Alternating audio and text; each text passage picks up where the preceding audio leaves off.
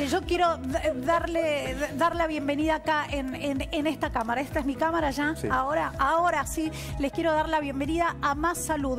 Este espacio que tenemos en La Nación Más para enterarnos de todas las novedades sobre la actualidad médica y la investigación médica, siempre en manos de expertos y especialistas. Ya me presentaron, soy Carola Gil, estoy en el lugar de Mariana Arias y como las preguntas médicas las responden los médicos, estoy acá con el gran doctor Claudio Simo. Gracias por lo de grandes, por la edad, no sé por qué, solo por eso. No, si estamos ahí. Pero sí, estamos ahí, dale.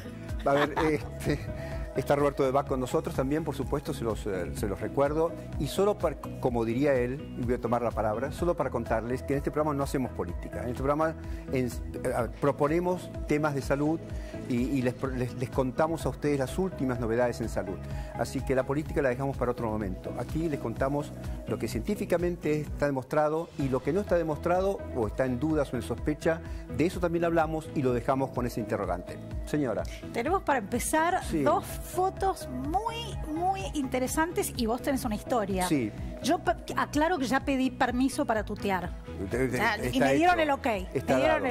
Roberto te dijo que no, pero después lo convencimos. Sí, pero bueno, después lo arreglamos eso en la mesa. Intercederás vos ahí. Sin duda. Foto 1. Vamos con la foto 1. Luli, a ver. Foto 1. A ver si tenemos la imagen número 1. Acá. ¿Qué estamos viendo acá? Esto es algo así como la Capilla Sixtina, la creación, la creación, la mano de Dios y Adán. La mano de Dios y Adán, correcto, pero en pandemia. Por supuesto, esto es nada más que una alegoría, lo que está ocurriendo. Y es una alegoría que introduce a un tema que yo quiero contarles que nos va a costar mucho cambiar, que es el tema de los saludos. Todos somos, especialmente yo italiano, cualquier de Bach, árabe, tanta gente que está acostumbrada a darse la mano y a abrazarse y dar un beso, 2, 3 o 4 de acuerdo a las circunstancias. Bueno, esas historias lamentablemente por mucho tiempo van a terminar. Así que despídanse del saludo. De esto se trata la propuesta de esta fotografía, porque ni la mano nos vamos a poder dar en un tiempo, y esto no quiero ser catastrófico, solo describo la situación de algunos cambios de hábitos que vamos a tener que tomar de aquí en el futuro. ¿Y ese golpe de puño va a seguir, no va a seguir? No, Roberto propone concretamente hacer una especie de saludo oriental o... ¿Qué es el que me hizo él cuando nos con la vimos? mano, sí. La verdad que es el puño, es respetuoso, es considerado, respetuoso, y también es un saludo que implica poner el corazón a mano del otro. La siguiente fotografía.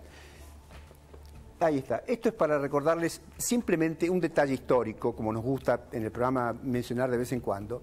El saludo nació hace muchísimos años, nadie sabe cuándo, el saludo de darse la mano. Y se daban la mano para demostrarse uno a otro, los guerreros, que no estaban armados. Se daban la mano donde no había un arma. Y sacudían la mano cuando se la daban, simplemente para que no hubiera nada escondido bajo la manga. Esa es la historia del saludo, porque comenzó de este modo, comenzó demostrando algo genuino. Yo te saludo, me comprometo con vos y no te voy a agredir, no estoy armado de tal modo. Esa es más o menos la historia, groseramente contada, por supuesto, del saludo. Esto por ahora queda en suspenso por lo que acaba de proponer Roberto o lo que dijo recién hace un rato Carola. Saludamos al saludo, entonces. Te invito a que mientras Roberto presenta los temas del programa. Y los saludos. Hay 13 saludos que están inclusive con recomendaciones internacionales, que es el saludo asiático, el saludo afectivo y el saludo del hello. Esos 3 saludos hacen que la distancia se respete, pero que además, al igual que cuando uno utiliza un tapaboca, el utilizar tapaboca genera la conciencia en el otro que está próximo a nosotros y lo distancia. Así que el saludo, creo que hoy por hoy el saludo de los choques de las manos es un saludo que uno debería evitar, porque está tocando a una persona donde esa persona, posiblemente su mano, también pueda tener virus. Entonces, o bacterias, no solamente virus. El asiático, el afectivo o el hello son 3 saludos adecuados. Lo que dijiste del barbijo es tal cual, ¿no? El otro actúa de espejo inmediatamente. ¿No? Cuando le vemos al barbijo al otro... ¡Ay! Perdón. porque nos puede suceder, ¿no? Exactamente. Temas absolutamente, Carola, interesantes en el día de hoy.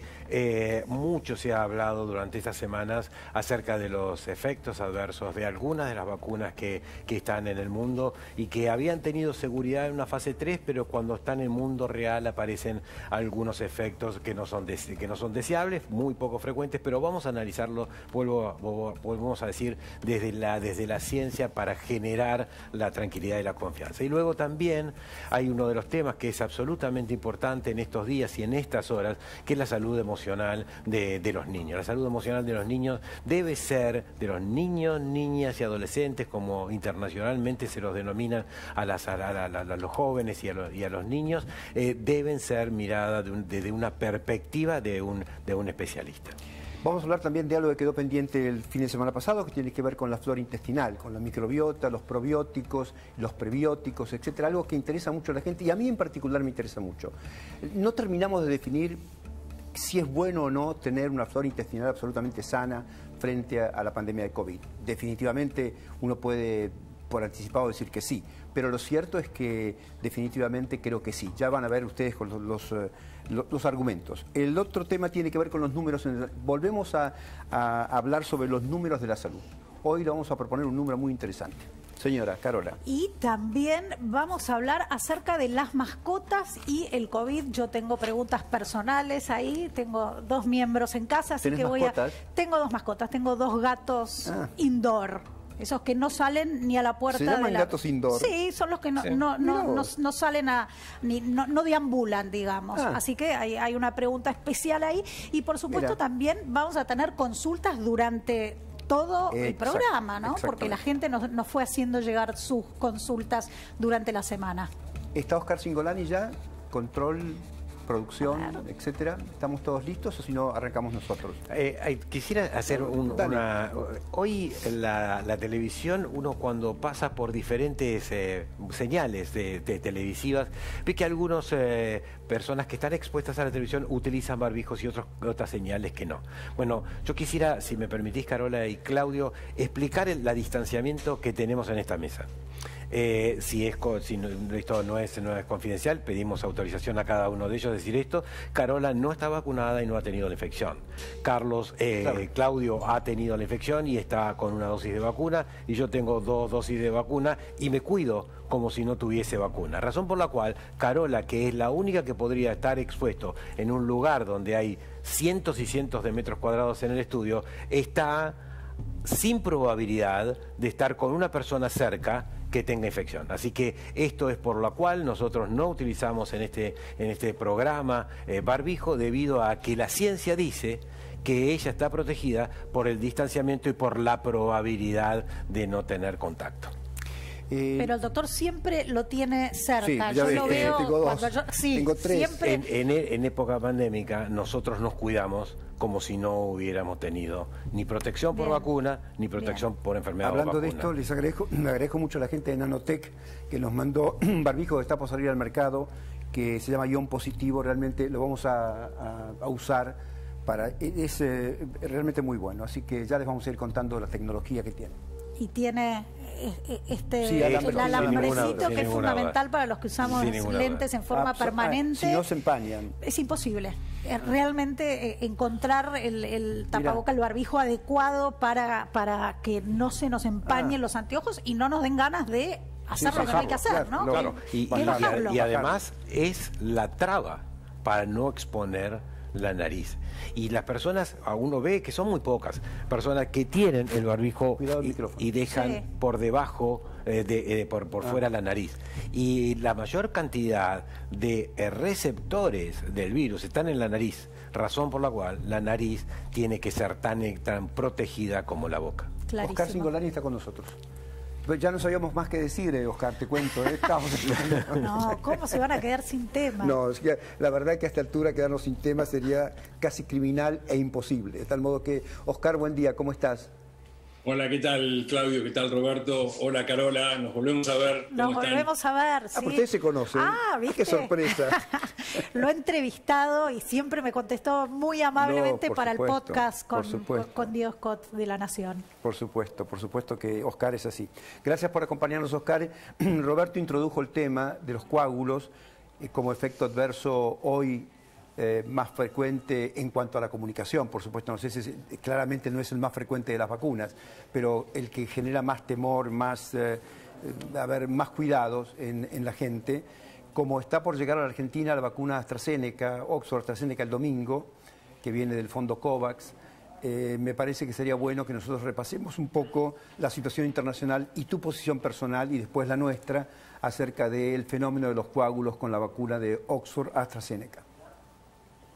Bueno, como bien lo decís, Claudio, hay una descripción de un fenómeno que está muy bien individualizado, al menos en la vacuna de AstraZeneca, que es una trombocitopenia con coagulopatía inducida por anticuerpos contra las plaquetas. Es algo que lo hemos visto antes en pacientes que reciben heparina. Los cardiólogos lo vemos con mucha frecuencia y sabemos cómo tratarlo. Y esa es la buena noticia. La otra buena noticia es que es una complicación realmente muy rara, que se ha visto predominantemente en mujeres jóvenes de entre 20 y 40 años, aunque hay unos poquitos casos en una mujer de 51, en otra mujer de 54, pero se está estudiando. En realidad la incidencia peor, lo que vemos nuevo de esto, que no veíamos antes con tanta frecuencia, es lo que se llama trombosis del seno cavernoso, que es una complicación coagulopática en el cerebro, que en realidad es bastante severa, sí ocurre. Sigue siendo muy baja, muy rara.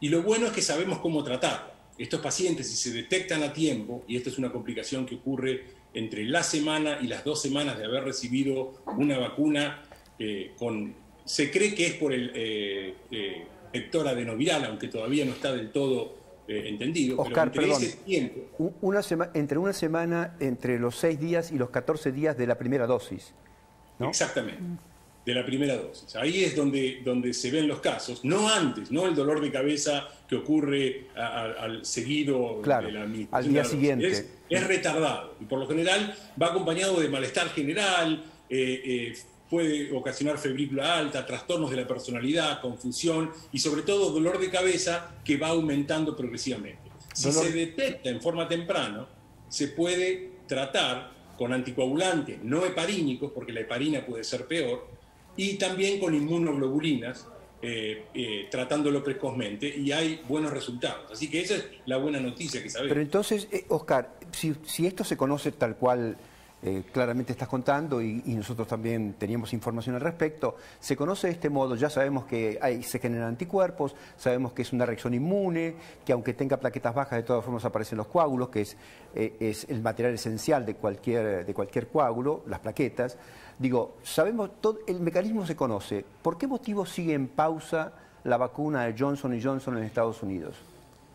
Estados Unidos siempre se caracterizó por ser extremadamente cauteloso y lo que están haciendo es analizando varios casos. Hay 50 casos más que posiblemente o probablemente estén atribuidos, que se están investigando, aunque se cree que no están relacionados.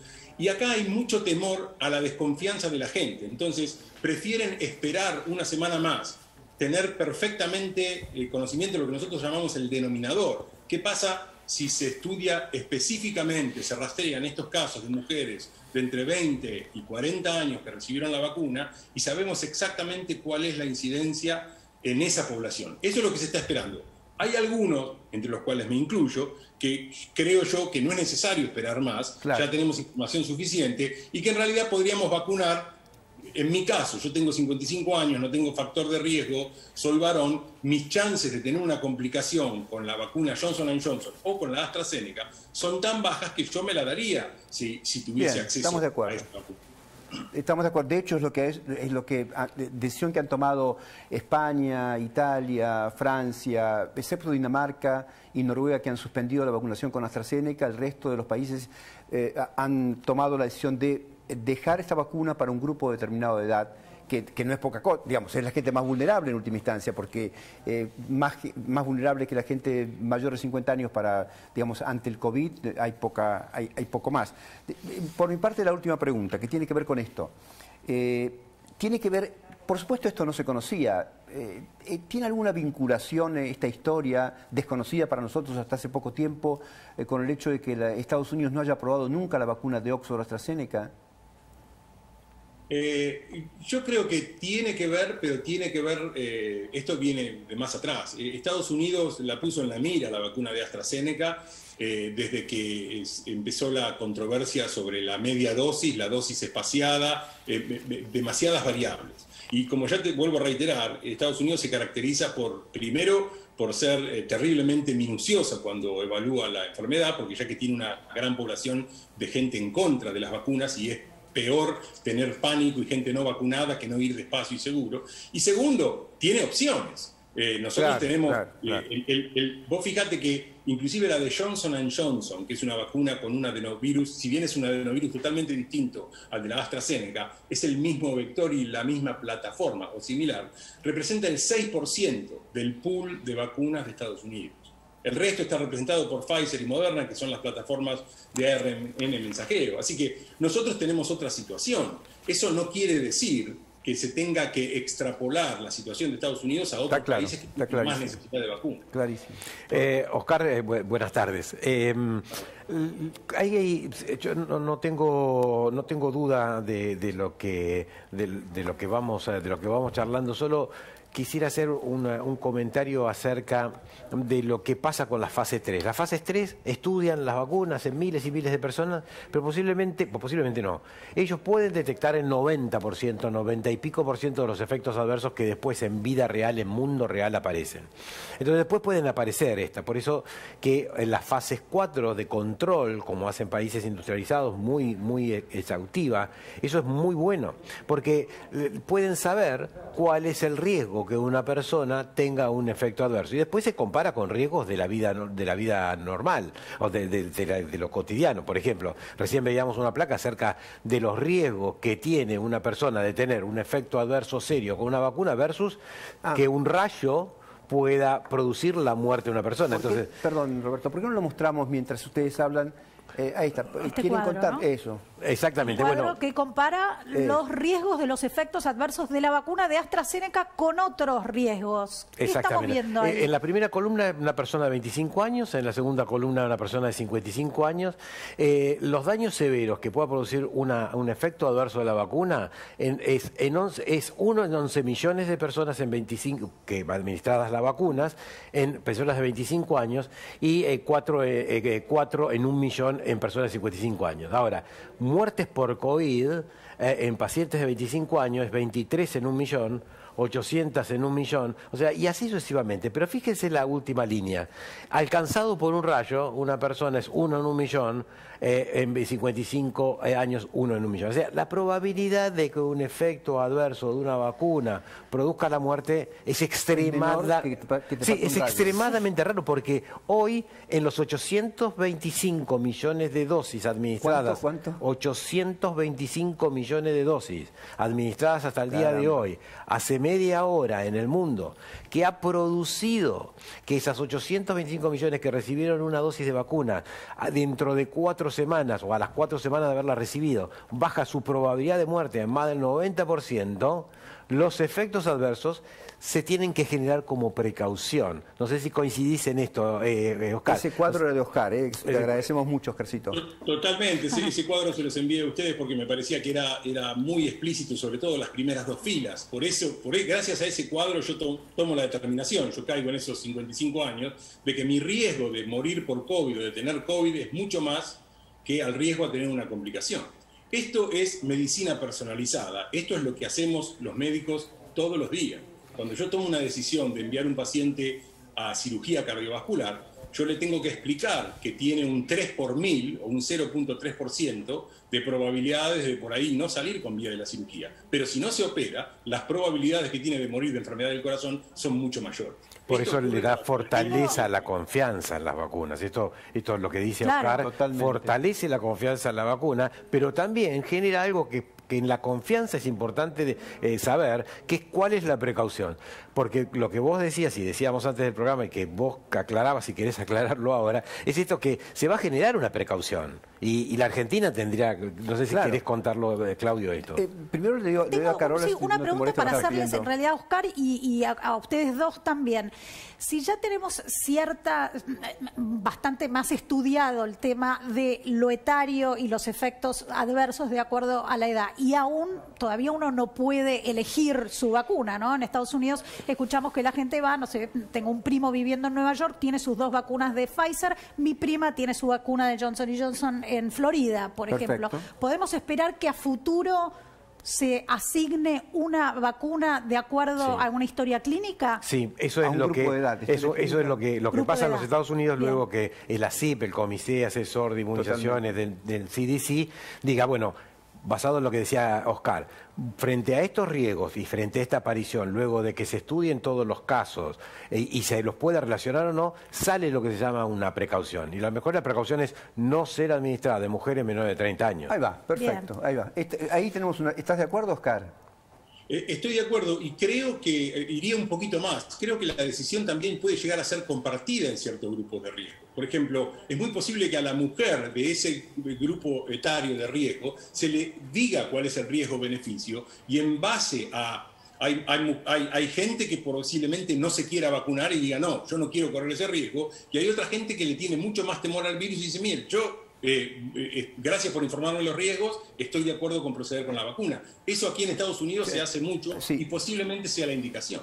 Me gustó esto. Por supuesto en Argentina es poco practicable porque tenemos tanta escasez de vacunas que realmente con certeza el Ministerio va a intentar vacunar a todo el mundo, lo cual es absolutamente razonable, pero cuando ocurra lo que Carola plantea, cuando ocurra que en el mercado haya 4 o 5 vacunas disponibles, uno puede elegir, claramente va a ocurrir, uno puede elegir una vacuna determinada y decir, bueno, yo asumo los riesgos de ponerme esta vacuna, aún teniendo menos de 30 años y tomando anticonceptivos, que serían los factores de riesgo más importantes para las mujeres, ¿no? Así es. Señor, muchísimas gracias. Oscar, como siempre te agradezco muchísimo. La verdad es que ojalá te llamen del Ministerio de Salud de la Nación para consultarte sobre la experiencia en Estados Unidos, que es muy interesante. Vos la tenés claramente muy bien analizada, de tal modo que serviría como un modelo para que aquí tomen alguna precaución con estas vacunas. Solo alguna precaución. No, y seguramente en los próximos días también Oscar será convocado por una de las embajadas, del sector diplomático de otro país que está en la Argentina, para poder juntos analizar cuestiones de variantes y la necesidad de vacunas en la Argentina y hacer un aporte de los Estados Unidos de Oscar y nosotros desde aquí. Así que gracias. Oscar, un fuerte abrazo. Que la pases bien, buen fin de semana. Fuerte abrazo, cuídense, hasta luego y muchas gracias. Y cuídate, vos también. Gracias.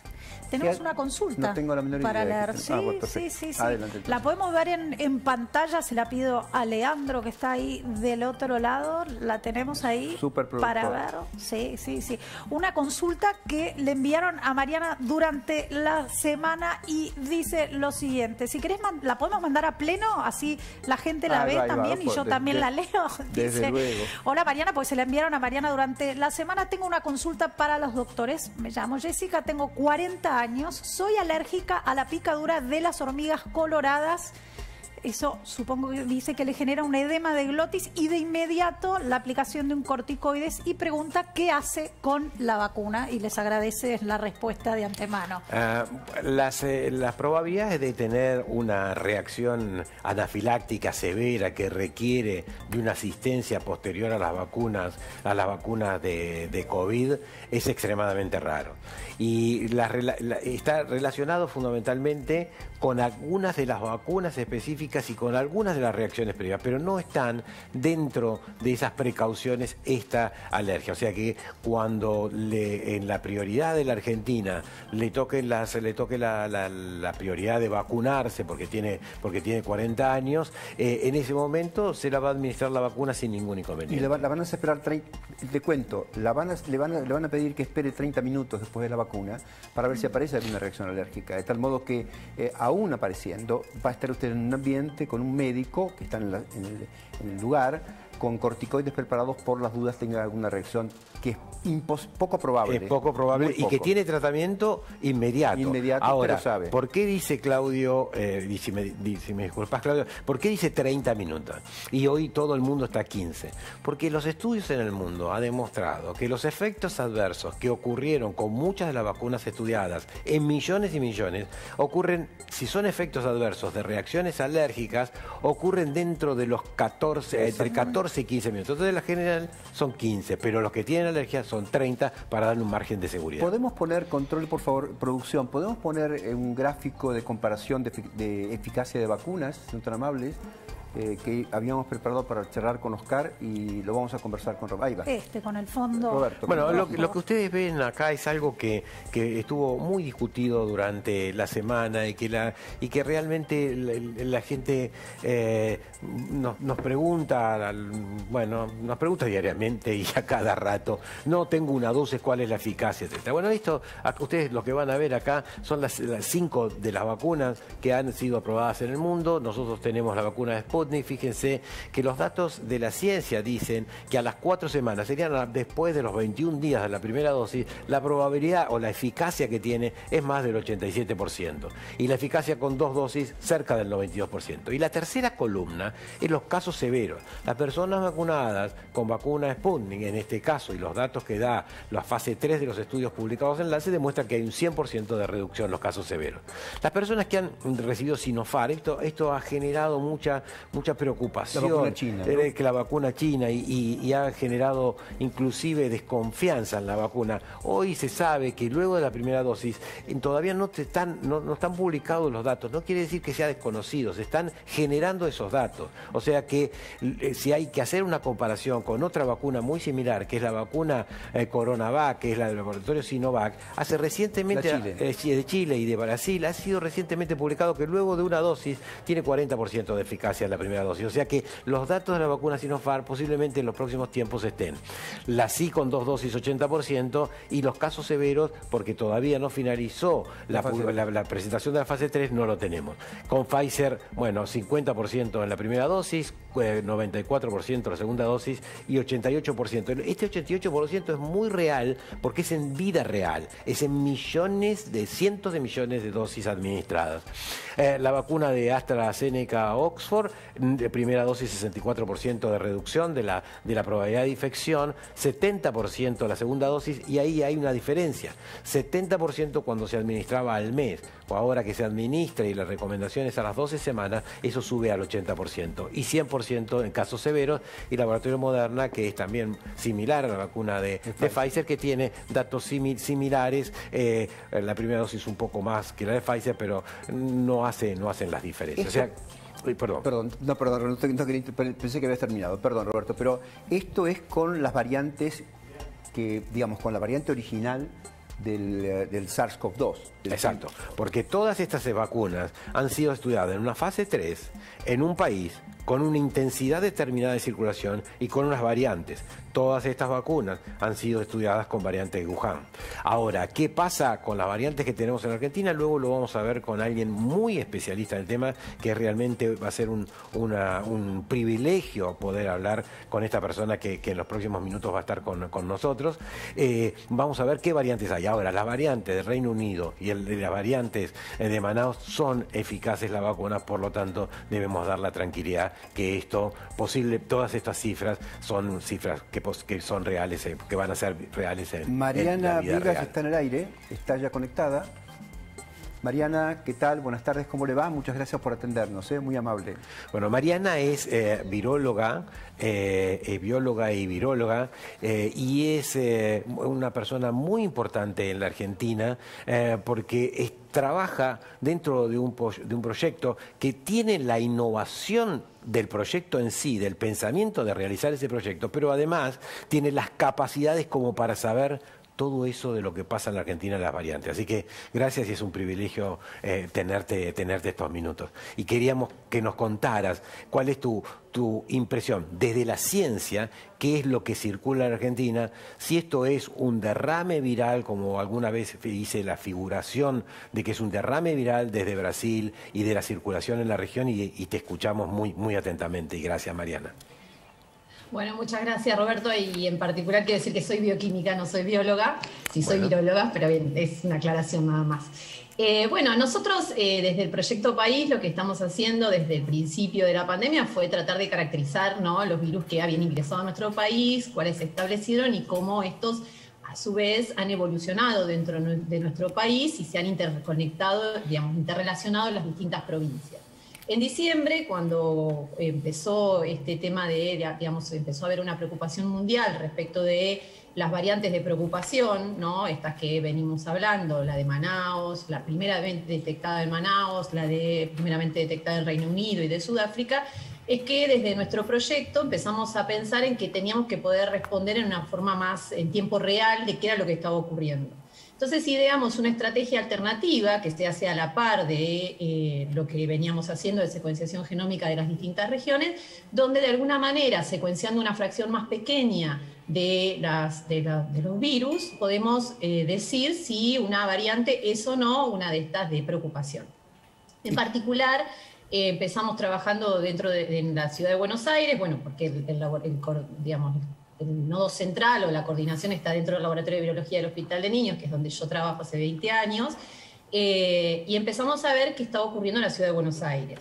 A partir de ahí empezamos a hacer análisis también, además de la ciudad de Buenos Aires, en el Gran Buenos Aires, y hoy ya empezamos, me refiero a esto de la vigilancia de variantes, ¿no? Y después ya empezamos a analizar casos particulares en distintos lugares que nos van conectando para analizar. En particular, lo que venimos viendo hasta ahora es que tanto la variante del Reino Unido, que fue la que primero se detectó en nuestro país, en casos sin nexo epidemiológico con viajeros o personas que habían viajado, empezamos a detectarla en la ciudad de Buenos Aires y luego empezamos también a detectarla en el Gran Buenos Aires. Luego de unas semanas de detectar esta variante con varios casos sin nexo epidemiológico, empezamos a detectar también la variante de Manaos. ¿Sí? También en la ciudad de Buenos Aires y en el Gran Buenos Aires, y ya estamos detectando en la provincia de Buenos Aires, en ciertos lugares que hemos analizado, y también hemos detectado en otras provincias.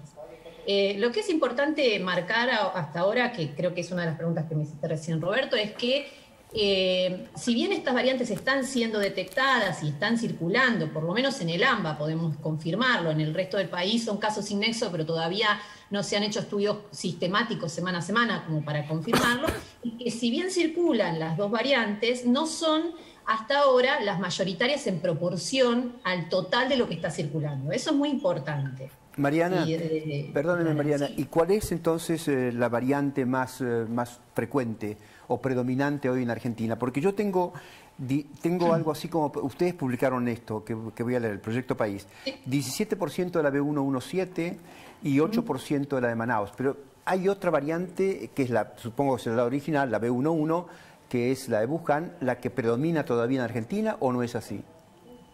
A ver, es importante aclarar que nosotros venimos estudiando esto desde el principio de la pandemia y no hay que tener el concepto de que solo circula la variante de Wuhan o las nuevas variantes. Variantes están circulando todo el tiempo de virus en el país, hay lo que se llama linajes que vienen circulando desde el principio de la pandemia y que nosotros los vamos detectando con todos estos estudios que hacemos. En particular, cuando nosotros hacemos esta estrategia de búsqueda de variantes de preocupación, lo que hacemos es ver si eso no es la variante de preocupación. Y en particular también con esta estrategia que diseñamos, podemos ver algunas mutaciones que no son las asociadas a las variantes de preocupación, pero que están, digamos, llamando la atención porque se encuentran en una región muy característica de la proteína Spike, que es la región de unión a su receptor, que nos llaman la atención. En particular, y eso es a la aclaración que me acabas de hacer, Claudio, nosotros detectamos ciertos virus que vienen circulando en la población con una mutación muy digamos, llamativa, que es la 452Q, que habrán leído en ese famoso reporte. Mariana, esas mutaciones, sí. Perdón, bueno, no, terminar lo que estás diciendo, después tenía una pregunta para hacerle muy desde el llano, que es mi lugar acá. En algún momento mencionó la palabra linaje. ¿A qué nos referimos? ¿Qué tenemos que entender por linaje cuando hablamos de virus y genomas? Bueno, cuando nosotros los virólogos tratamos de clasificar a los virus, de alguna manera nos ponemos de acuerdo entre nosotros para poder hablar todos el mismo idioma. Cuando nosotros hablamos de linajes, es una forma de clasificar a los coronavirus en particular, al SARS-CoV-2 en particular en este caso. Entonces, los linajes en realidad son virus que tienen ciertas características en particular que comparten, pero que tienen un ancestro evolutivo en común. O sea, que de alguna manera derivan de un virus original y que todos están emparentados y que se asocian en análisis evolutivos. Entonces, de esa manera, cuando nosotros hacemos estudios evolutivos, lo que hacemos es clasificar, ver cómo se juntan entre ellos ciertos virus con otros, claro. Y entonces decimos, bueno, a tal grupo de virus le vamos a poner el nombre tal, linaje B117, por ejemplo, para el caso de la variante del Reino Unido. O, por ejemplo, linaje P1 para el caso de la variante de Manaos. Mariana. Es la manera de nombrarlos y de poder clasificarlos. Ahora bien, dentro de esos linajes nosotros podemos encontrar lo que se llaman variantes, o sea, virus que tienen un ancestro en común, pero que han adquirido mutaciones a lo largo de su evolución en el tiempo, que los hacen por ahí diferenciados de otros que venían circulando previamente. ¿Sí?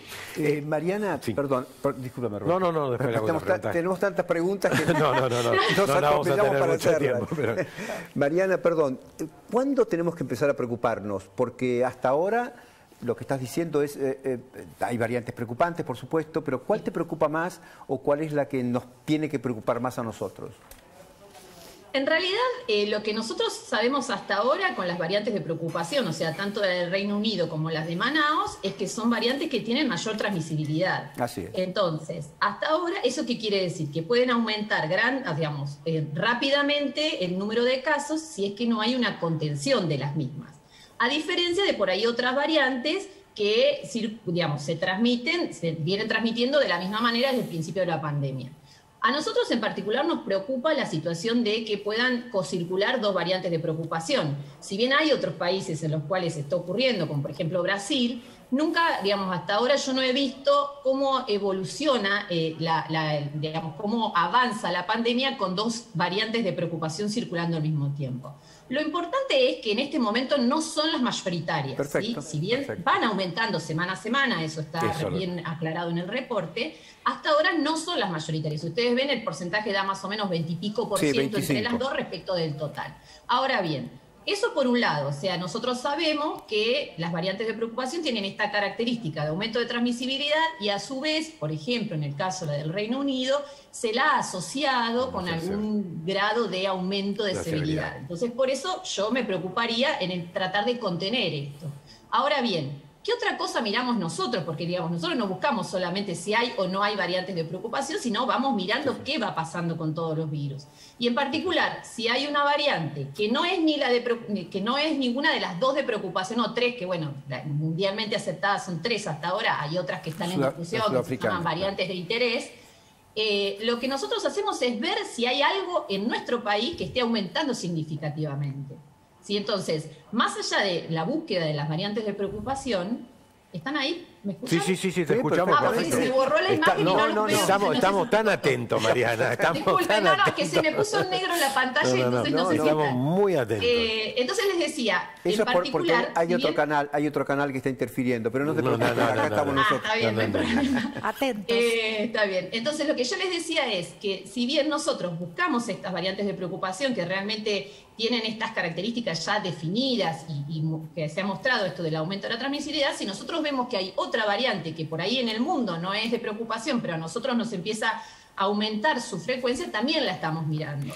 Perfecto. Y en particular yo creo que estamos en un momento que es bisagra, que es un aumento significativo de casos, ¿no? Como lo estamos viendo, y en el cual estas variantes de preocupación todavía están en proporciones bajas y podemos llegar a contenerlas y evitar que esto aumente de manera significativa. Bueno, Mariana, la verdad que fue un privilegio escucharte, y la verdad que es absolutamente necesario que personas como ustedes puedan utilizar esta oportunidad que tenemos, tanto vos como yo, de poder tener unos minutos de aire y poder contarle a la gente, porque creemos que también esto es parte de la concientización para el control. Así que muchísimas gracias, Mariana. Gracias a ustedes y a disposición para aclarar dudas. Muchísimas gracias. Cuando se pueda. Bueno, muchísimas gracias. Gracias. Buenas tardes. Un abrazo. Bueno, adiós. Chao, gracias, Alex. Señora. ¿Saben qué? Me interesaría muchísimo que me expliquen a mí y a la gente que está del otro lado cuál es la importancia de Mariana trabajando en ese laboratorio junto a su equipo. En ese Son proyecto muchas país. mujeres en ese proyecto. ¿Qué incidencia puede tener mañana en nuestras vidas y en nuestra salud? Bueno, porque parece muy lejos un laboratorio, ¿no? Todo lo contrario. Lo que está diciendo, por ejemplo, Mariana, el grupo por el Proyecto País, puede en algún momento detectar la circulación de una variante, por ejemplo, esperemos que esto Argentina. no ocurra, Bien. o una variante de Sudáfrica. Si introdujese la variante de Sudáfrica en la Argentina, se sabe que, por ejemplo, la vacuna AstraZeneca solamente es 10% eficaz y esa vacuna se caería del portfolio argentino porque hay circulación de esa variante. Así es. O sea, el Clarísimo. Proyecto País y el Instituto Malbrán generan el conocimiento para que también la política sanitaria pueda Sí. tener un componente más para saber Si los, cómo si los escucharan con cuidado sería mucho más interesante. Sí. Pero no es que quiero criticar esto, simplemente hay que escucharlos porque publican papeles, los hacen, digamos, Sí, publican sí. papers, quise decir, trabajos. A mí lo que me preocupa más que que llegue la variante sudafricana, que está en Chile, les cuento ya, es que se genere una variante argentina también. Así como hay una variante hoy, Belo Horizonte, que es una variante recientemente descubierta, afortunadamente tenemos este grupo de gente que Mariana, del cual forma parte Mariana, que está digamos, a la expectativa, pesquisando la aparición de nuevas Que en un variantes. momento, cuando vos, Carola, le preguntaste acerca de los linajes, que los explicó muy bien y que Sí, sí, yo sí. a lo mejor me tomo el atrevimiento de decir, todo el coronavirus, el COVID-19, es un apellido. Todos los linajes son todos los nombres de los parientes Claro, de la gran familia. Entonces, cómo se van pero son modificando, pero son claro. todo un núcleo familiar, son todo un mismo apellido, pero tienen diferentes nombres. Ahora, lo que Mariana también dijo es que si bien tenemos este porcentaje que pueda ser un tercio ya de la transmisión, de encargado de transmisión, esto es lo que da la velocidad de la transmisión de la infección. Y también eso, la detección por parte de los dos lugares, el Malbrán y el Proyecto País, nos ayuda a pensar cómo es el futuro y el control. Señora, ¿tiene algo que decir? No. ¿Sobre los asintomáticos tiene nada que preguntar? Yo tengo pregunta. Voy a hacer la pregunta que seguimos preguntando y no sé si la tenemos clara nosotros los que no somos médicos. ¿Contagian o no contagian los asintomáticos? Y otra cosa, uno siempre tiende a pensar que a ver si el asintomático es el otro. Puedo serlo Porque yo. eso es muy ¿Por qué bueno. pensamos siempre, Claro. ¿no? que es el otro? ¿Qué pasa si también el asintomático ¿por qué no? soy yo? ¿Contagio o no contagio? ¿Cómo tengo ¿Y que cómo cuidar te- al otro? cómo- ¿no? Claro, ¿cómo saberlo? Para contestar esa pregunta, si me permiten, me dan 30 segundos de explicar qué es lo que pasa con la infección y la presentación. La infección por COVID-19 se presenta en la gran mayoría de las personas con síntomas leves, que luego siguen siendo leves, o leves que se van a moderados, o leves que se van a moderados y a complicarse. Pero dentro de todo ese porcentaje, hay un porcentaje que es alrededor del 30%, que depende de la variante, también puede ser mayor. Podríamos decir que del total de las personas, 30% son asintomáticas. Pero no son asintomáticas al inicio, son asintomáticas al inicio, siguen siendo asintomáticas, independientemente que uno pueda encontrarle algo durante la evolución. Ahora, pero ¿dónde están? Si ayer en la Argentina hubo 30.000 casos de enfermedad, hay un coeficiente de correlación que es un número por el cual hay que multiplicar la cantidad de casos que hay en la Argentina. Si hay 30.000 casos en el día de ayer, posiblemente ese coeficiente es 4, hay 120.000 personas que tuvieron la infección. De esas 120.000 personas, menos 30.000, son 90.000 que tienen la infección y que no saben, o porque no se hicieron una PCR, o porque son 30% de ellos sintomáticos. Quiere decir, no quiero confundir con los números, pero hay más o menos 30.000 personas que en el día de ayer no tuvieron síntomas y que no van a tener síntomas y que van a contagiar. Por eso es importante que los testeos bajen la positividad, porque si baja la positividad es que estamos buscando y encontrando esos asintomáticos que son el contacto del contacto del contacto. Cuando volvamos al piso, después de la entrevista con un invitado especial y y el corte y el PNT, todo lo que tenemos que hacer, vamos a discutir con Roberto esta historia. Yo no creo que sean 30% los casos asintomáticos, me parece que son un poco menos, porque hay estudios hechos en grandes poblaciones que indican que están entre el 15 y el 25%, pero 5% de diferencia, ¿qué me hace? No, porque lo que quiero... El problema para mi gusto del asintomático, y esto es lo que quiero discutir con Roberto después, no tiene que ver con la cantidad, tiene que ver con el hecho de cómo se identifica, cómo se diagnostica, porque 10 o 15, en última instancia, si no sé cómo identificarlos, no me cambia la historia en lo personal, sí desde el punto de vista epidemiológico. Por eso es muy importante planificar rastreos, testeos y rastreos y seguimiento mucho más importantes de lo que estamos haciendo hoy en Argentina, para poder precisamente pescar a los asintomáticos. Es así, y a tu pregunta, Carola, los asintomáticos contagian. Definitivamente. Vamos. Decimos. Tenemos dudas. Y después podemos discutir si tienen alta carga viral, si tienen mucho virus o no. Lo que contagian. Pero me llevo ese sí. Absolutamente. Sí. Y que podés ser vos asintomática, llévatelo también. Pero que no nos vas a contagiar a nosotros, porque él tuvo la infección y yo no vacuné, porque yo tengo dos vacunas y además igual me con vos sentaron estoy, acá. igual con vos estoy así, estamos en la punta. estamos a 4,5 metros. A ver, tenemos un invitado. Tenemos un invitado. Se llama desde Santiago, Seattle. Santiago Neme, un gran amigo nuestro que nos acompaña siempre, que es un médico muy prestigioso, infectólogo, director de un hospital, de uno de los hospitales de la Universidad de Washington en Seattle, y un amigo muy entusiasta de todo lo que hacemos. Santiago, buenas tardes, ¿cómo estás? Hola, ¿cómo están? ¿Escuchaste recién lo que dijo Roberto sobre los asintomáticos?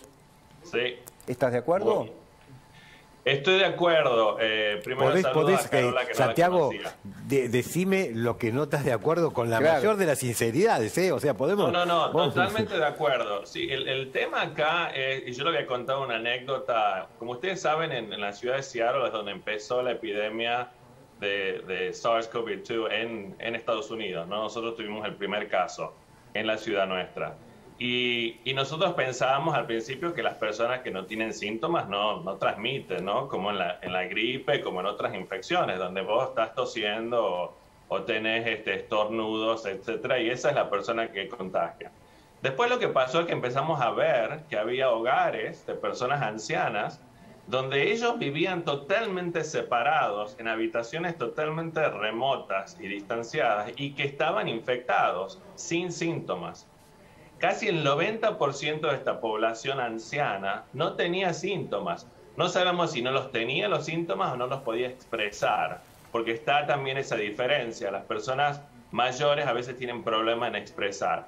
El tema del asintomático, y acá hemos hecho muchísimos estudios, sobre todo en el hospital, nosotros a cada persona que ingresa al hospital con síntomas o sin síntomas le hacemos una prueba. Si viene con apendicitis o viene con lo que sea, nosotros le hacemos la prueba. Bien. Entonces nosotros en esa población hemos detectado números muy bajos, pero en estudios mayores hemos visto que sí, está, como decía Claudio, entre el 15 y el 28% de las personas son asintomáticas. Y Carola, para tu respuesta, y estoy totalmente de acuerdo con lo que dijo Roberto, hay que pensar también en cómo se transmite este virus. Porque hemos aprendido que este virus se transmite por aire. Y al principio pensábamos que este virus era mucho más parecido a la gripe. La gripe, como ustedes saben, se transmite por gotas grandes. Si yo transmito un virus, si yo, por ejemplo, tengo secreciones con gotas grandes, esas gotas caen. Entonces, la limpieza de la mesa, la limpieza de mi alrededor importa, porque la gente después toca y ese es el mecanismo. Pero lo que hemos visto en este virus, que las gotas son en realidad mucho menores en cantidad, en el tamaño. El diámetro. Entonces, ¿qué significa? Que se pueden difundir en el aire. Y es por esto que estamos hablando tanto de la ventilación, de la circulación de aire y del barbijo. Y es por eso que el tema de los restaurantes es problemático. Porque si yo estoy en un restaurante y estoy comiendo con gente, incluso en otras mesas, y esto se ha demostrado en varios estudios, estas gotas pequeñas están circulando en el restaurante. Entonces yo para comer me tengo que sacar el barbijo, y ahí es donde yo me expongo. Santiago. Por eso es diferente si yo estoy comiendo afuera. Por eso el barbijo es tan importante, y la distancia no es suficiente en un lugar interior. No es suficiente porque si yo estoy hablando sin el barbijo, la expongo a la gente. Santiago, entonces, sí. Perdón que te interrumpa, está clarísimo lo que estás contando. Y ahora vamos a hablar de la ventilación, porque hay lugares que son cerrados y son cerrados, no hay alternativa. Entonces, ¿cuáles son las variantes posibles para que algún lugar cerrado tenga a su vez ventilación? Pero quiero preguntarte esto, porque la pregunta de Carola es muy interesante. A ver, si yo no tengo tos, no estornudo, no canto, no hablo en voz alta todo el tiempo y uso barbijo y soy asintomático, ¿cómo la voy a contagiar? Si uso barbijo, la forma es muy improbable. Por eso. La única forma que hemos visto esto es si la importancia del barbijo tiene que ver con dos cosas, que tenga 2 o más capas y que tenga un buen calce.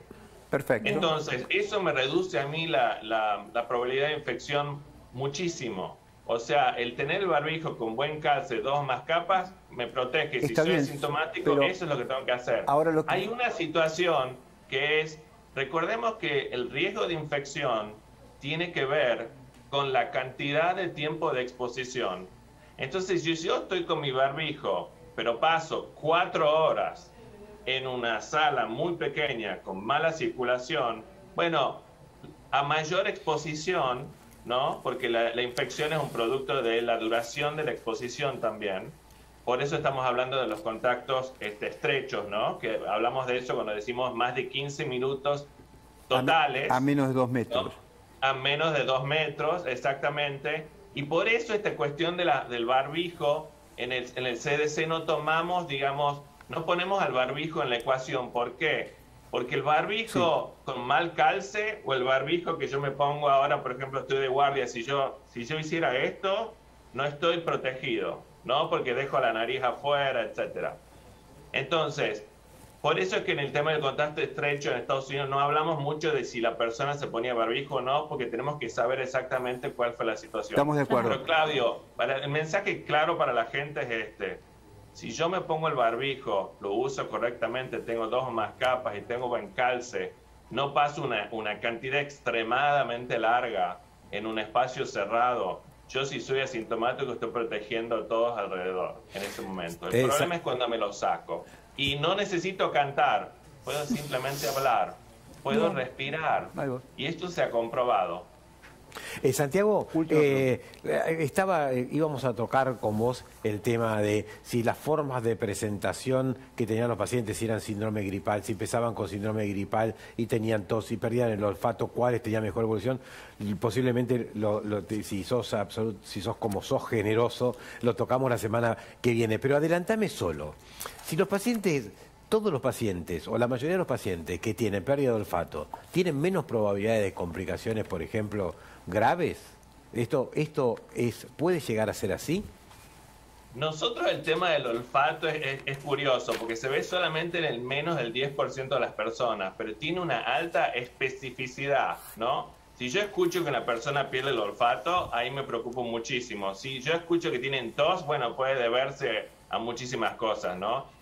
El tema del olfato lo estamos viendo sobre todo en la parte ambulatoria, en las personas con síntomas leves. No lo vemos tanto en las terapias intensivas. No sé todavía si hay ciencia que demuestre que el olfato es una protección. Perfecto. Pero sí vemos que esas personas, sobre todo, esos síntomas los detectamos cuando estamos hablando con una persona en una clínica, no necesariamente en el hospital. Entonces puede haber una relación, pero yo no sé si ha sido comprobado. Aparte, el olfato es una cosa muy subjetiva, entonces me parece que hay un problema en cómo medimos esto, ¿no? Perfecto. Pero por suerte a la mayoría de las personas le vuelve, pero puede tardar meses. Muchísimas gracias. Muchas gracias, muy amable. Muchas gracias, doctor. Fuerte abrazo y te esperamos el fin de semana que viene. Gracias. Un fuerte abrazo. Les cuento que en minutos nomás vamos a estar en vivo en Costa Salguero. La gente se está vacunando, así que vamos a tener un móvil en vivo en minutos nada más. Sí, les cuento que no duele. Digo, para aquellos que preguntan habitualmente. Sí, no duele. No. Entonces, me gustaría que el control y la producción general y los productores de contenidos y la productora ejecutivo, etcétera, nos pongan en el aire una pregunta. De la gente, claro. A ver. Llegó la pregunta. ¿Qué dice la pregunta? Yo quisiera saber si hay alguna conexión entre el factor sanguíneo y una posibilidad mayor o menor de contagiarte COVID. Por favor, para el próximo fin de acá estamos, este es el próximo fin de, y ustedes tienen la respuesta. Bueno, sí, hay estudios que relacionan un grupo sanguíneo con mayor probabilidad de tener infección y mayor probabilidad de contagiarse, que es el grupo A.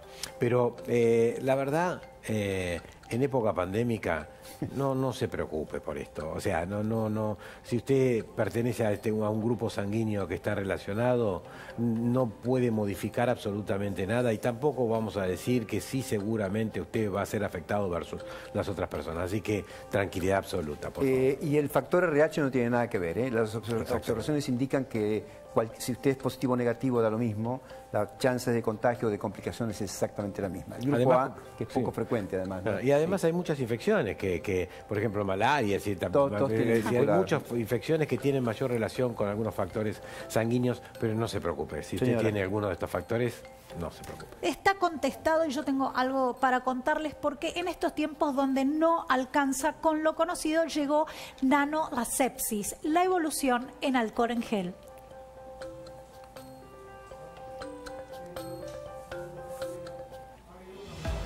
Está desarrollado con nanotecnología de avanzada. Contiene iones de plata que otorgan mayor protección a tus manos por muchas más horas. Gracias a la aloe vera logramos un cuidado extra para tu piel. Nanoasepsis, con tecnología nanotec.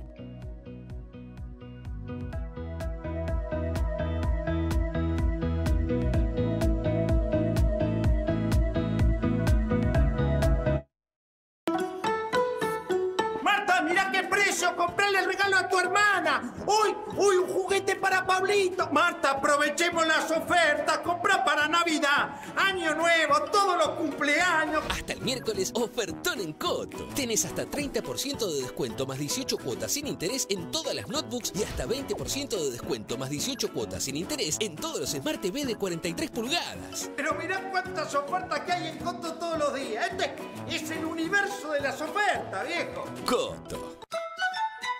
Hey, hincha de Deportivo Filtro, ¿te enteraste lo nuevo que tiene Fibertel y Personal? Tenés 100 megas de Fibertel para navegar en casa y 30 gigas de regalo en tu Personal para usar donde quieras, para tirar carita desde el living hasta la terraza.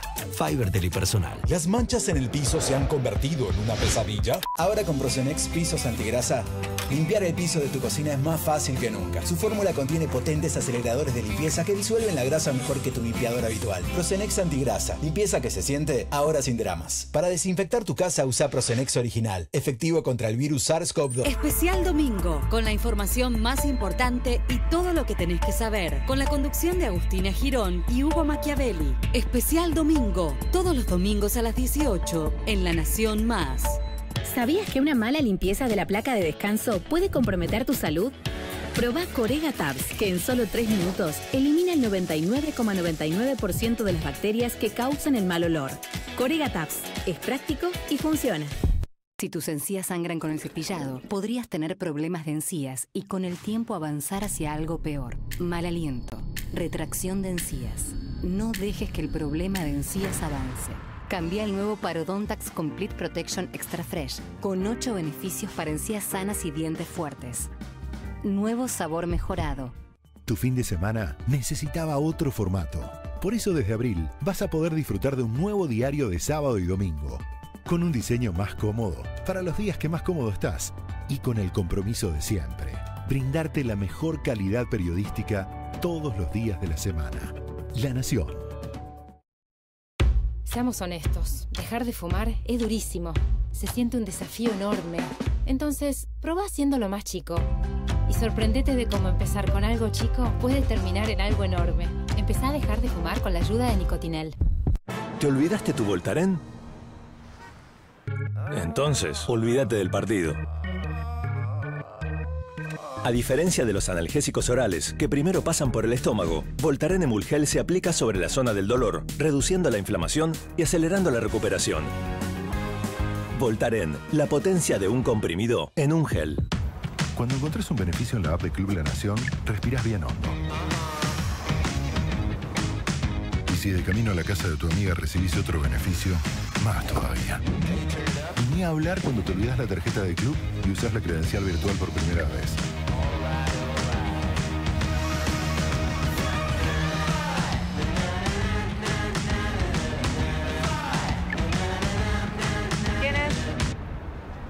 Llegó la pizza. Con la nueva app de Club La Nación, los beneficios de siempre son más accesibles que nunca. Chango Más y Walmart te vuelven a traer semana de ofertas. Hasta el miércoles 21 de abril, 50% en la segunda unidad en muchas marcas de gaseosas y lácteos. 30% llevando una unidad o más en productos de higiene personal y limpieza del hogar. Además, pagando tus compras con tarjeta alimentar, aprovecha un 15% de descuento en lácteos, azúcar, aceites, pañales para bebés y muchas categorías más. En Chango Más y Walmart, encontrá todos los días el mejor precio. ¿Qué más puedo hacer para tener una sonrisa más linda en mis publicaciones? Es importante que mantengas tus encías fuertes para tener una sonrisa hermosa y saludable. ¿Encías? ¿De verdad? Las encías son la base de tu boca y si no están fuertes todo se desmorona. Cambia la nueva Colgate Total 12 encías reforzadas. Crea una capa de protección contra las bacterias manteniendo tu boca fuerte desde la base. ¿Entonces esto me dará más seguidores? ¡Totalmente! Nueva Colgate Total 2 encías reforzadas. Salud bucal completa por 12 horas. ¡Mira qué precio! ¡Comprale el regalo a tu hermana! ¡Uy! ¡Uy! ¡Un juguete para Pablito! Marta, aprovechemos las ofertas. ¡Compra para Navidad! ¡Año nuevo! ¡Todos los cumpleaños! ¡Contale, locutora! Atenti. Hasta el domingo en Coto tenés asado a 399 pesos por kilo y vacío a 499 pesos por kilo y 70% de descuento en la segunda unidad, llevando 2 productos iguales, el Lay's, Axe y todos los pañales Pampers. Pero mirá cuántas ofertas que hay en Coto todos los días. Este es el universo de las ofertas, viejo. Coto. Los lunes a las 22, Odisea Argentina, con Carlos Pañi. 2 horas para tener la mejor información. El análisis más profundo para entender el país. Odisea Argentina, este lunes a las 22, por La Nación Más. Hola, soy Marcos. Quizás me recuerden de las propagandas de Galicia. Bueno, ¿cómo no me van a recordar? Mira qué semblante, ¿eh? Bueno, quería recordarles algo que quizás no recuerden, y es que pueden elegir cobrar su sueldo en el Galicia. Y si lo hacen, tienen adelanto de sueldo a tasa 0 por un año o 12.000 puntos quiero para canjear por lo que quieran. Como ahorros en supermercados, combustibles o viajes a cualquier parte del país. Listo, ya les recordé. Conoce más en bancogalicia.com. Galicia. Color Shop presenta la Semana de la Pintura. Del 12 al 19 de abril, 25% de descuento y cuotas. Y con tarjetas de Banco Macro tenés 30% de ahorro y 6 cuotas sin interés en todas las tiendas del país. Consulta bases y condiciones en colorshop.com.ar. Sabemos de pintura. Más info, la mejor opción para continuar informados durante el fin de semana. Despertate junto a Viviana Valles, Daniel Santa Cruz y un gran equipo de especialistas. Sábados y domingos de 8 a 12 en La Nación Más. Chango Más y Walmart te vuelven a traer semana de ofertas. Hasta el miércoles 21 de abril, 50% en la segunda unidad en muchas marcas de gaseosas y lácteos. 30% llevando una unidad o más en productos de higiene personal y limpieza del hogar. Además, pagando tus compras con tarjeta alimentar, aprovecha un 15% de descuento en lácteos, azúcar, aceites, pañales para bebés y muchas categorías más. En Chango Más y Walmart, encontrá todos los días el mejor precio. Del viernes al martes en Disco y Jumbo, 80% de descuento en la segunda unidad de marcas de capilares y protección femenina. 3x2 en vinos, champañas y jabones de tocador. Pagando con tarjetas Cencosud, 4x2. 70% de descuento en la segunda unidad de marcas de pañales, desodorantes corporales y lavavajilla. Además, llevando 2 capilares DAP Daño Acumulado Therapy por 400 mililitros, 185 pesos cada uno. Y llevando 2 yogures Milkout con cereales por 155 gramos, 69 pesos cada uno. ¿Las manchas en el piso se han convertido en una pesadilla? Ahora con Procenex Pisos Antigrasa, limpiar el piso de tu cocina es más fácil que nunca. Su fórmula contiene potentes aceleradores de limpieza que disuelven la grasa mejor que tu limpiador habitual. Procenex Antigrasa, limpieza que se siente, ahora sin dramas. Para desinfectar tu casa usa Procenex Original, efectivo contra el virus SARS-CoV-2. Eso que necesitas lo encontrás en la Feria de Descuentos de Easy. Del 15 al 18 de abril aprovecha hasta 20% en termotanques y calefones, 25% en productos para mascotas y 4x3 en puertas y ventanas. Además, paga con la mejor financiación en 12 cuotas sin interés. Solo en Easy. Desde que uso Corega recuperé la confianza. Solo necesito aplicar unas tiritas para fijar mi prótesis todo el día. Ahora puedo comer, hablar y sonreír con confianza. Corega, nunca dejes de sonreír. ¿Querés ganarte un año de Corega gratis? Participa en promocorega.com. Si tus encías sangran con el cepillado, podrías tener problemas de encías y con el tiempo avanzar hacia algo peor. Mal aliento, retracción de encías. No dejes que el problema de encías avance. Cambia el nuevo Parodontax Complete Protection Extra Fresh con 8 beneficios para encías sanas y dientes fuertes. Nuevo sabor mejorado. Hey, hincha de Deportivo Filtro, ¿te enteraste lo nuevo que tiene Fivertel y Personal? Tenés 100 megas de Fivertel para navegar en casa y 30 gigas de regalo en tu personal para usar donde quieras, para tirar carita desde el living hasta la terraza. Fivertel y Personal. Seamos honestos, dejar de fumar es durísimo. Se siente un desafío enorme. Entonces, probá haciéndolo más chico. Y sorprendete de cómo empezar con algo chico puede terminar en algo enorme. Empezá a dejar de fumar con la ayuda de Nicotinell. Qué temita este del cambio climático. Sí, espero que se pongan las pilas con el impermeabilizante. Sí, eso. Gracias. Tus paredes hablan de vos. Protégelas con los nuevos Recuplast Perdura Frentes y Techos.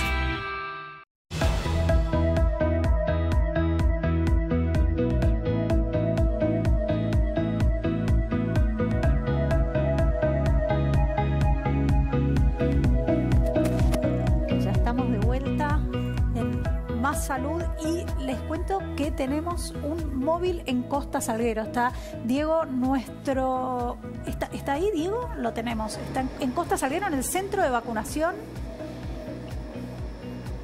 Contanos acerca de la situación ahí, Diego.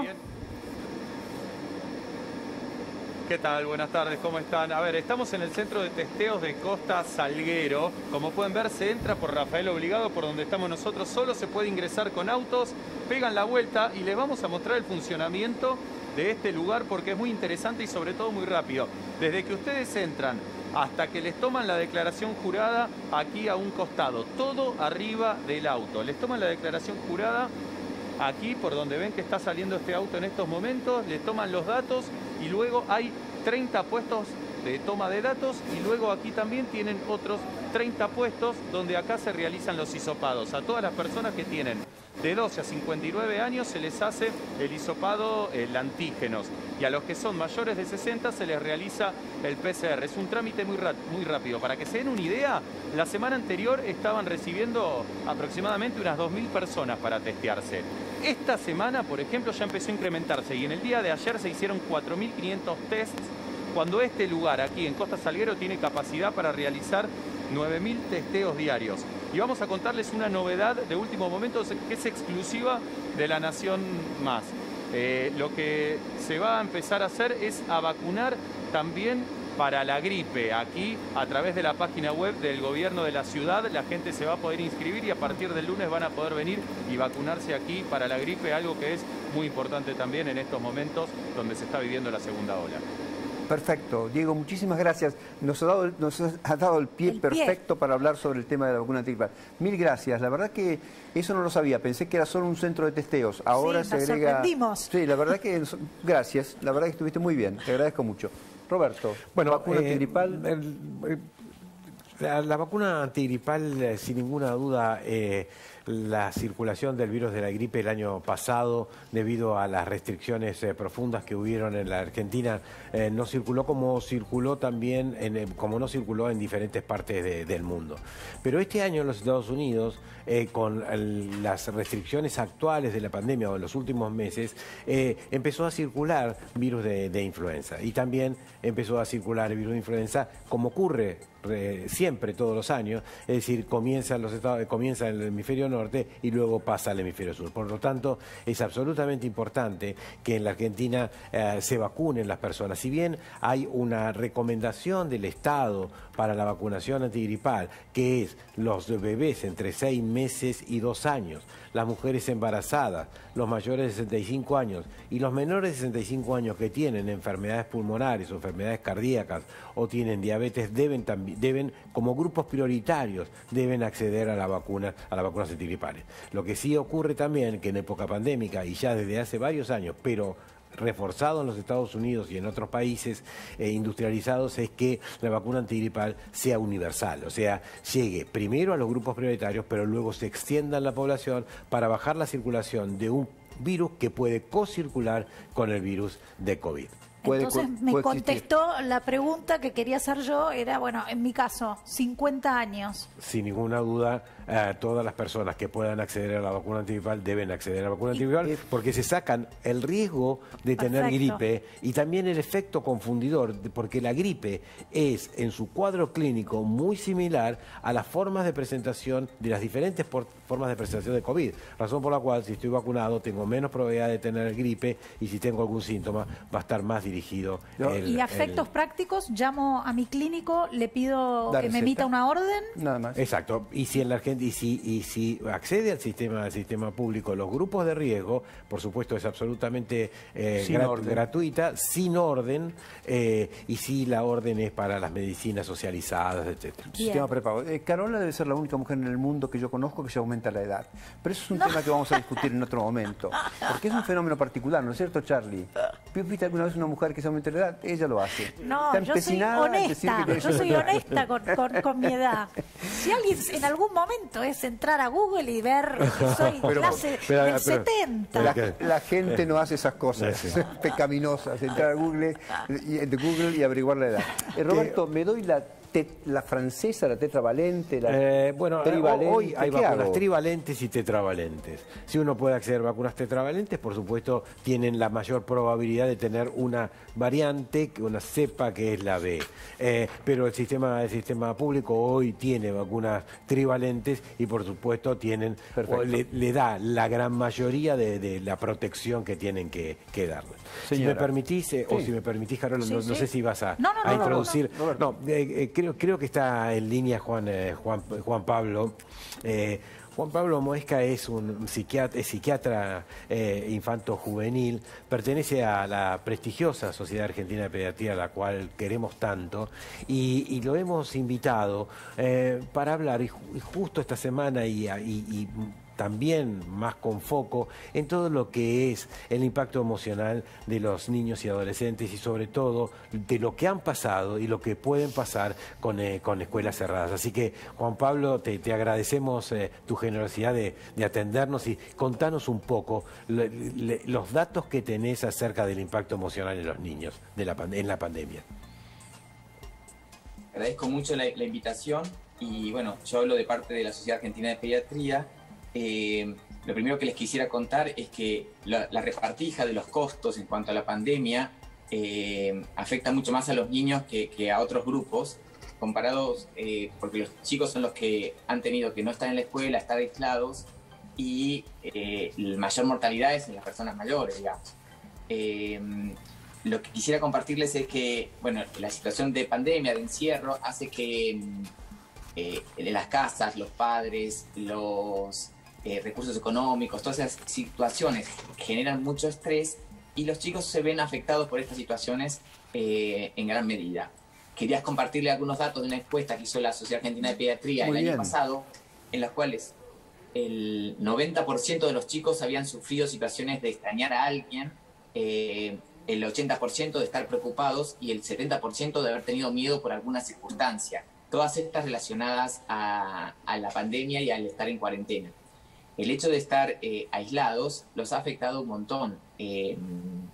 Hay menos recursos protectores a la vez. Claro. Están encerrados en sus casas. Entonces no pueden ir al club, no pueden ir a la casa de la tía que tanto quieren, no pueden festejar su cumpleaños. O sea, hay montones de cosas muy pequeñas para uno, pero que son muy importantes para los chicos, que realmente los han afectado mucho. Por ejemplo, también el hecho de los rituales han cambiado un montón, ¿no?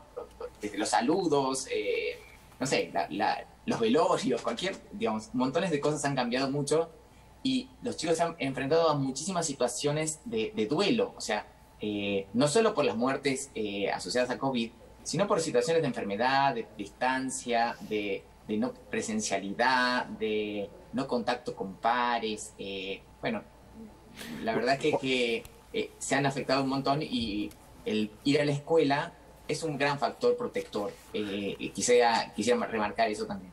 Juan Pablo, la afectación de cuando uno dice los niños, pero es los niños, las niñas y los adolescentes también son impactados. Es la impresión que tenemos todos y ustedes desde la Sociedad Argentina de Pediatría lo remarcan. ¿Tenés algún comentario acerca de esto y también algún comentario de cómo mirar la luz de las prácticas a hacer para que los niños, niñas y adolescentes estén protegidos de todo este impacto emocional. Cada edad se ha visto afectada de distinta manera. Por ejemplo, a los chicos más chicos en esta encuesta que yo cuento de la SAP, se vieron más afectados por no tener contacto con sus abuelos que los adolescentes, obviamente. Voy a poner un ejemplo muy claro. Lo típico en los adolescentes es ir pudiendo separarse de su familia, ponerlas en jaque, poder discutir con sus padres, qué sé yo, y armar un grupo de pares con los cuales relacionarse, compararse, tener como referentes, hacerse amigos. Todo esto se ha visto bastante dificultado con el tema de la pandemia.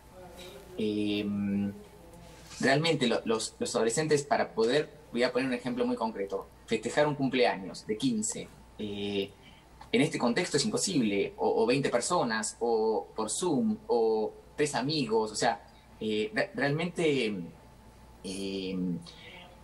los ha afectado y esta afectación puede manifestarse de distintas maneras. O con tristeza, con enojo, con negación de la situación, con ponerse en riesgo, cada familia lo irá viendo, pero me parece que es muy importante poder estar atentos a esta situación de los chicos y Juan tal Pablo, vez... sí. Buenas tardes. Gracias por este comentario, por este relato, digo, y por la estadística de la SAP.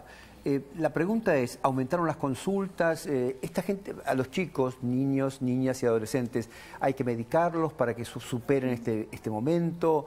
¿No se los medica? El otro día en Radio Rivadavia, Eduardo Feynman hizo un reportaje, una nota, a un señor que había perdido a su hijo de 15 años porque se suicidó. Se suicidó porque la situación de aislamiento, el no ir a su grupo de scout, etcétera, le habían provocado semejante grado de depresión que decidió quitarse la vida. Esto es un hecho extremo, por supuesto, no digo que sea frecuente, pero puede ocurrir. Primero, sería muy cuidadoso con el tema del suicidio, porque si bien es muy frecuente y es una de las causas más graves y principal causa de muerte en los adolescentes, sí. No sería unicausal. Nunca una situación de suicidio es única. Estamos de acuerdo. Eso sería muy prudente. Es decir, por la pandemia se suicidó sería un error decirlo y no estaría bien. Estamos de acuerdo. Sí me parece que es importante transmitir que la situación de pandemia ha aumentado el estrés dentro de las familias y no todas las casas son iguales, sino todas las contenciones son iguales. Y los factores protectores, como por ejemplo ir a la escuela, un grupo de pares, a los scouts, es un factor que ahora no está protegiendo porque no están pudiéndolo hacer. Con lo cual, digamos, me parece que es muy importante no llevar miedo, sí saber que esto nos está afectando a todos.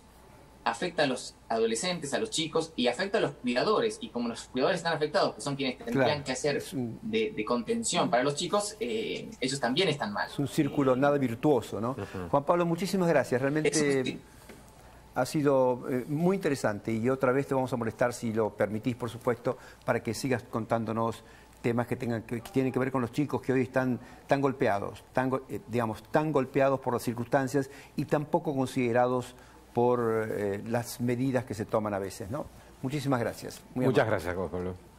Y está bien siempre repasar las alertas, ¿no? A las que tienen que estar eso sí, porque con lo los que ojos dijo bien Juan atentos. Pablo, uno de los importantes. Padres, abuelos, tíos, ¿no? Exactamente, estar alertas y estar viendo cuál es la probabilidad de detectarlo precocemente. De algo Juan Pablo, que simplemente una exteriorización de... Y habló de la protección, o sea, de la alerta y la protección en los lugares. Claro.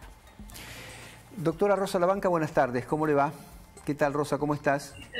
¿Cómo te va? Muy bien, buenas tardes a todos. Va a ser lamentablemente corta la entrevista de hoy, pero sustanciosa, de esto no me cabe ninguna duda, y te vamos a tener que invitar pidiéndote mil disculpas, por supuesto, para el sábado que viene también. Rosa, me parece que le hiciste a Lucía, la productora de contenidos, una propuesta muy interesante de imágenes. Me gustaría, la doctora Rosa Labanca, por supuesto, es nutricionista, fue expresidenta de la Sociedad Argentina de Obesidad, es una autoridad en la materia. Y tengo dos preguntas muy cortas para vos. La primera, ¿cómo responden a ante la enfermedad COVID-19 una persona con sobrepeso y cómo responde una persona con obesidad si es que lo hacen de manera diferente a la persona digamos, que tiene su peso normal. Y la segunda tiene que ver con una placa que mandaste sobre alimentos. Pero la respuesta a la primera pregunta, por favor. Bueno, con respecto a lo que tiene que ver con el sobrepeso y la obesidad, no podemos ser demasiado estrictos, porque ahí utilizamos generalmente el índice de masa corporal, que ya sabemos que hasta 25 es normal y por encima de eso tenemos sobrepeso hasta 30 y luego obesidad. No depende tanto del índice de masa corporal, depende en realidad de la composición corporal y del tejido graso que se inflama, y ahí comienza toda la catarata esta de proceso inflamatorio, que es una piedra fundamental para desencadenar después los procesos del COVID. Por eso puede ser que una persona con sobrepeso, si tiene un proceso inflamatorio, responda, podríamos decir, de igual manera que un obeso. Es decir, no sé si fui clara, clarísimo. No es tanto el peso. Está bien, pero Sí. ¿cómo se da cuenta una persona que tiene un proceso inflamatorio crónico? ¿Qué estudios hay que pedirle o qué tiene que ver el médico clínico para darse cuenta que realmente este proceso inflamatorio crónico ocurre? Bueno, clínicamente tenemos la obesidad central. La persona puede ser con peso, digamos, casi normal, pero cuando tiene obesidad central, ya ahí nosotros podemos darnos cuenta que ese paciente puede iniciar un proceso inflamatorio. También depende del síndrome metabólico. Hay personas que tienen solo sobrepeso, pero tienen aumento de insulina. El aumento de la insulina comienza alrededor de 26.7, 26.8 de índice de masa corporal. Luego a veces se acompaña de una hipertensión o algún otro proceso inflamatorio que podemos detectar con distintos estudios de laboratorio. Rosa, hay una placa que está en este momento en el aire que mandaste vos para establecer la diferencia entre alimentos naturales, procesados y ultraprocesados. ¿Querés contarnos, por favor? ¿La estás viendo, por supuesto? Sí. Bueno, la clasificación NOVA, como dije la vez pasada, la semana pasada, divide a los alimentos en naturales, procesados y ultraprocesados. Y acá los vemos. Una naranja es un producto natural.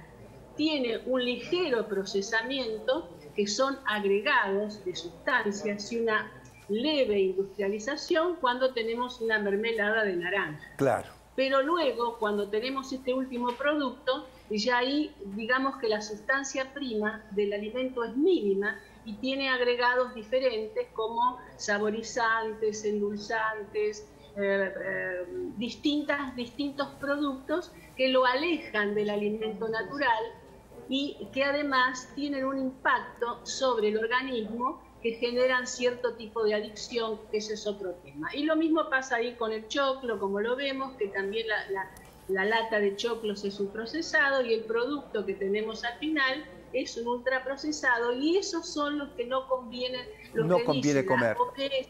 No conviene comer, exactamente. Rosa, muchísimas gracias. Te mando un beso grande. Sabés cuánto te estimo y cuánto te respeto y espero que nos puedas acompañar el sábado que viene. Bueno, muy bien. Muchas Gracias, gracias y Rosa. buenas tardes. Adiós. Bien. Claramente la primera columna, ¿no? De poder optar, optamos por Las la naturales, primera. los Las alimentos naturales, comida casera, no ultraprocesados. Exactamente. Ultraprocesados nunca, si es posible, por supuesto. El próximo tema tiene que ver con algo que también nos repetimos con alguna frecuencia, que es la flora intestinal. Lo anunciamos al principio del programa y lo vamos a conversar con el doctor Gabriel Vinderola, que es investigador del CONICET y profesor de microbiología de la Universidad Nacional del Litoral. Un viejo conocido que de esto sabe casi más que nadie. Así que, Gabriel, gracias por acompañarnos, muy amable. Hola, Gabriel. Houston llama. Ahí está. Ahí está. ¿Cómo estás?